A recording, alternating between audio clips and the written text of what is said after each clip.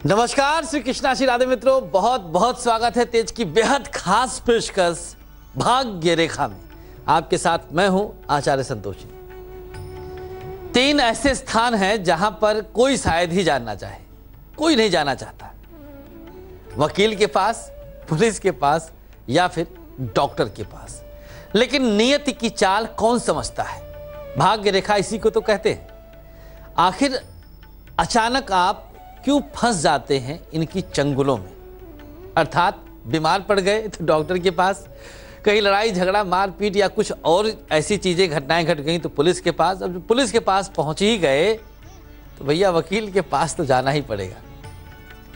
इन तीनों पेशा वालों से हम क्षमा मांगते हैं। यहाँ पर हम जिक्र यही कर रहे हैं कि यहाँ पर जाना दुर्भाग्य का सूचक है।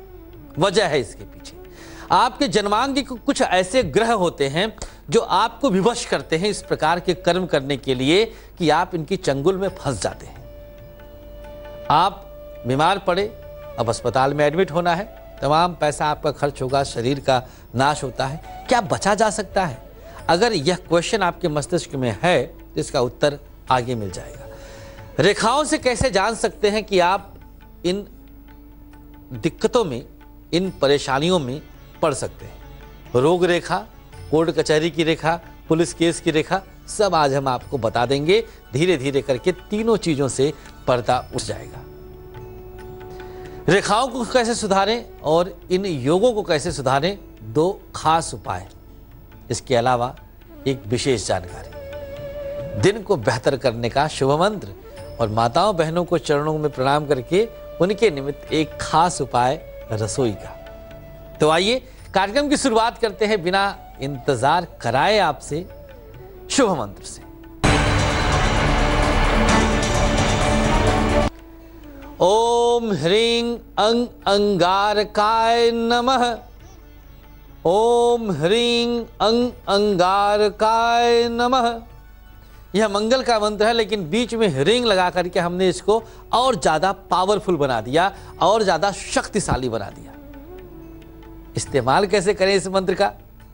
जब तो लिया आपने, अब हम इस मंत्र का प्रयोग बताते हैं। एक ईंट का टुकड़ा ले लीजिए, ध्यानपूर्वक समझें आप। एक ईंट का टुकड़ा ले लें और सरसों के तेल में स्पर्श कर लें। इसके बाद 7 बार 7 टाइम्स इस मंत्र का जाप कर लें। ओम ह्रीं अंग अंगारकाय नमः। जपने के बाद इसे कहीं फेंक दें। हो गया काम, बस, इससे अधिक नहीं। छोटे छोटे उपाय अपने अंदर प्रकृति की इतनी शक्ति समाहित कर लेते हैं कि आप जब चाहें इनका इस्तेमाल अपनी शुभता के लिए कर सकते हैं। चलिए अब मूल विषय पर आते हैं। कोई व्यक्ति अदालती चक्करों में क्यों फंस जाता है? कैसे? वकील के पास कभी पत्नी ने भेज दिया, कभी भाई ने भेज दिया, कभी दोस्त ने भेज दिया, कभी बिजनेस पार्टनर ने भेज दिया। रास्ता चलते गाड़ी ठुक गई तो भी चले गए। आप ही क्यों भाई? हर बार आप। सारा खेल मुकद्दर का है, सारा खेल भाग्य रेखा का है। दिखाएंगे आगे हम रेखा भी आपको, संवारने की विधि भी बताएंगे हम। माताएं बहनें भी बैठी रहें, बिल्कुल बैठी रहें हमारे साथ, क्योंकि आपका सम्मान हमारे सर आंखों पर। पहले योग जानते हैं कुंडली से कि किस प्रकार के संकेत कुंडली हमें देती है कि हम अदालती चक्करों में फंसेंगे या नहीं। पहला योग, नंबर 1 पॉइंट, 6 हाउस का लॉर्ड, 6ठे भाव का स्वामी लग्न में बैठ जाए। ये पहला योग है। अगर 6ठे भाव का स्वामी लग्न में है तो आप अदालत तक जरूर जाएंगे, कोई रोक ही नहीं सकता किसी कीमत पर। नंबर 2, मंगल 6ठे भाव में हो।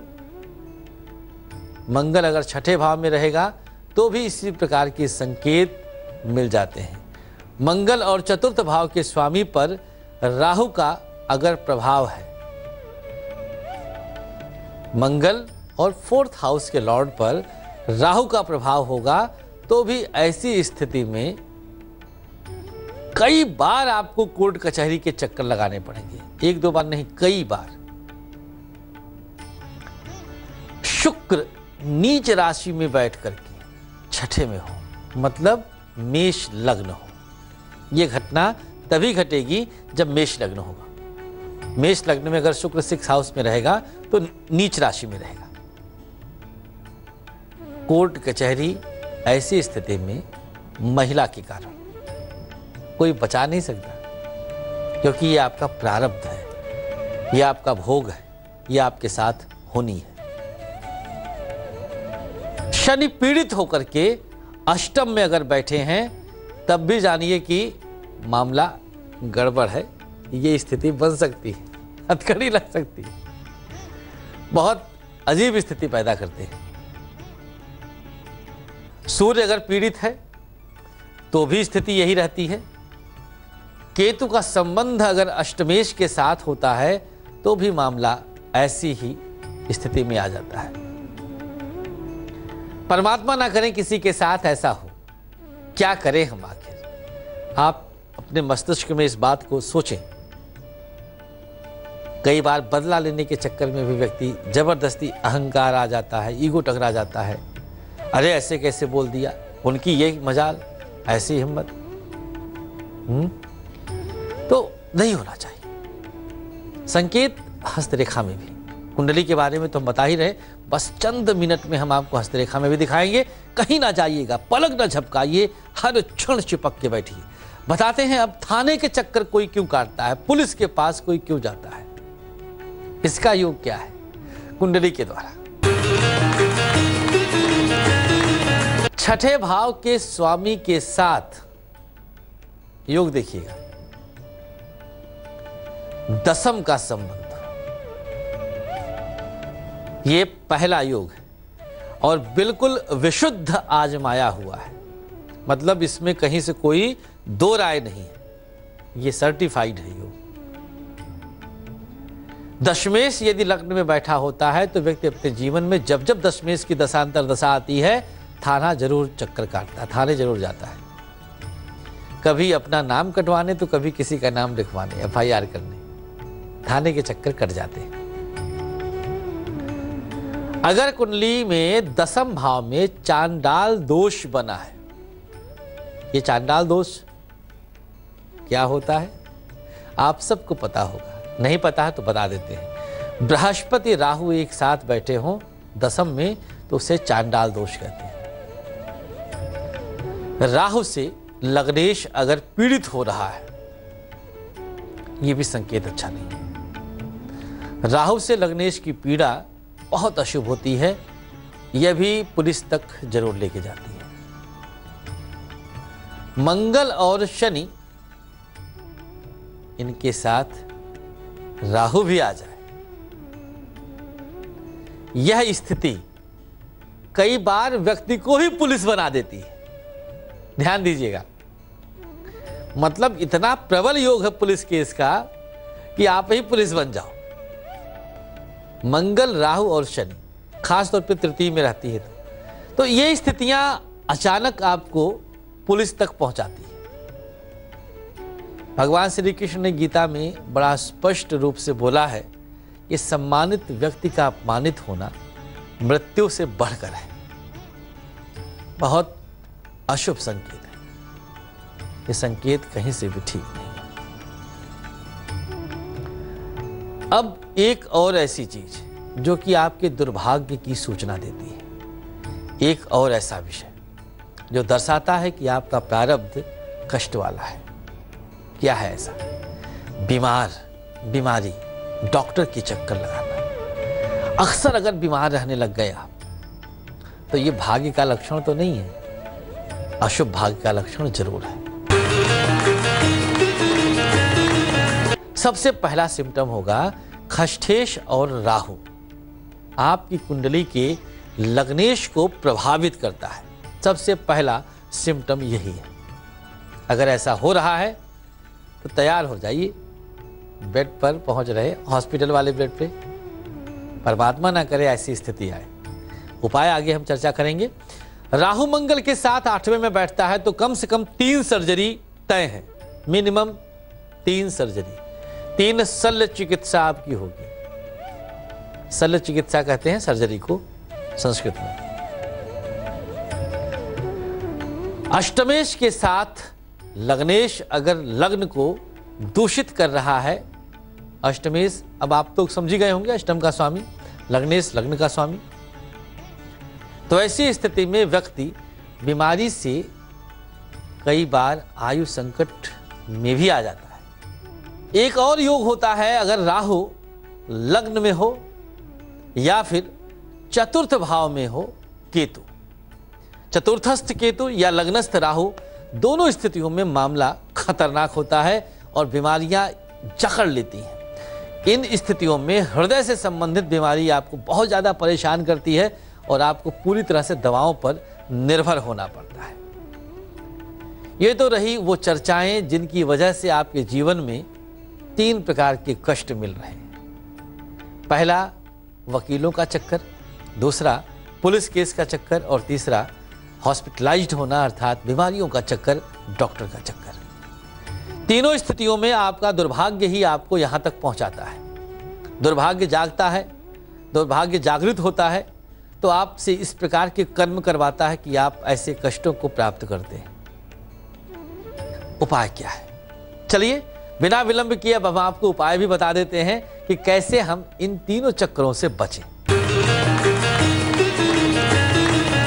एक ईंट का टुकड़ा ले लीजिए, उसे सिंदूर और घी से रंग लें।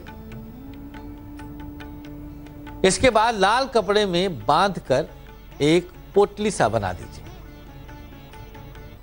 इसके बाद इसे देवी कवच की पुस्तक में रख दीजिए। टुकड़ा छोटा सा रहे जिससे पुस्तक के अंदर वो आ जाए। फिर एक रात के लिए इसे रहने दीजिए और एक रात के बाद इस पोटली को अपने पास रख लीजिए। काम पूरा। अब आप इन तीनों चक्रों से सुरक्षित रहेंगे, बीमारी से बचे रहेंगे, पुलिस केस से बचे रहेंगे और सबसे बड़ी चीज वकील के पास भी नहीं जाना पड़ेगा। है ना मजेदार बात? तो उपाय नोट कर लिया आपने। भाग्य रेखा अब आपकी क्या कहती है? कैसे जाने भाग्य रेखा से किस प्रकार के दोष आपके जीवन में आ सकते हैं, इस प्रकार के कष्ट आपको मिल सकते हैं। एक रेखा शीर्ष रेखा को काटती हुई मंगल पर्वत पर जाएगी। यहां नंबर 2, शनि क्षेत्र से कोई शाखा उतरती हुई जीवन रेखा को काटेगी। ध्यान दीजिएगा,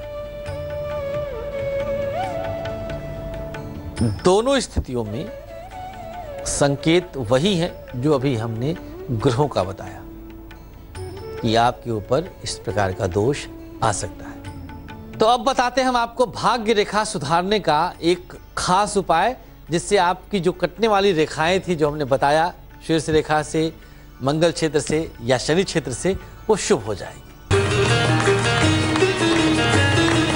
हनुमान मंदिर से सिंदूर का चोला ले आए जो भगवान हनुमान की मूर्ति पर अर्पण किया होता है। इसे लाकर दोष वाली रेखा के स्थान पर लगा दीजिए। इसके बाद एक बार हनुमान चालीसा का पाठ कर लें और सिंदूर को फिर गंगा जल से धुल लीजिए।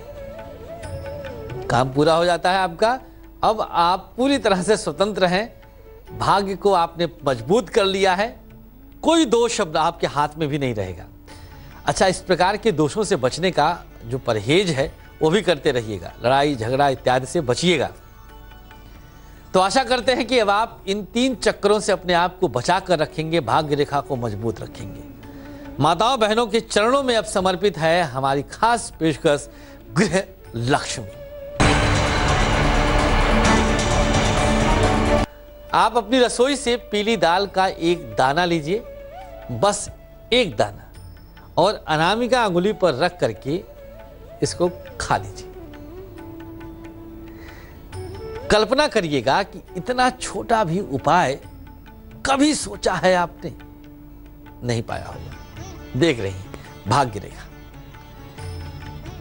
मंगल सूर्य, बृहस्पति। सोचिए आप तीन तीन चीजें सिर्फ एक छोटी सी दाल से।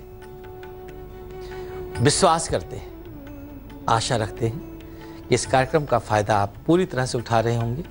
खूब अपने जीवन में खुशियां लाइए, भाग्य रेखा को मजबूत करिए। इस खास पेशकश में आज के लिए बस इतना ही। अनुमति चाहेंगे हम, आप बने रहें तेज के साथ। नमस्कार।